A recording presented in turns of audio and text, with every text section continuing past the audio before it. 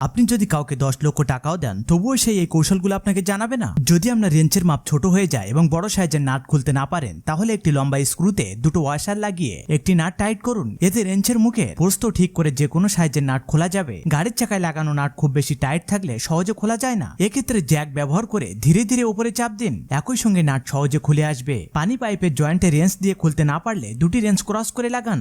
এবার অনুভূমিকভাবে চাপ দিন, দেখবেন জয়েন্ট খুলে আসবে। একটি বিয়ার বোতলের ঢাকনা সমান করে পিটিয়ে নিন, মাঝখানে দুটি ছিদ্র কেটে একটি জিপ টাই ঢুকিয়ে দেওয়ালে গর্তে আটকে দিন। এভাবে সহজেই পাইপ ফিক্স করা যাবে। স্ক্রু টাইট করার সময় রেঞ্চ বারবার পিছলে পড়ে যায়, এ সমস্যা এড়াতে রেঞ্চে একটি স্ক্রু বসান, তারপর টেপ দিয়ে জড়িয়ে নিন। এতে দ্রুত এবং মজবুত ভাবে কাজ হবে। একটি প্লাস্টিক বোতলের ঢাকনায় আয়তাকার ছিদ্র কেটে নিন, বোতলের 1/3 অংশ কেটে ব্রাশে ঢুকিয়ে দিন এবং ঢাকনাও টাইট করে লাগান। এতে উপরের দিকে রং করতে গেলে ব্রাশ হাত থেকে পড়ে যাবে না। একটি স্প্রিং লাইটার দিয়ে গরম করে লালচে করে নিন। এবার বোতলের ঢাকনায় ছিদ্র করে স্প্রিং বসান, তারপর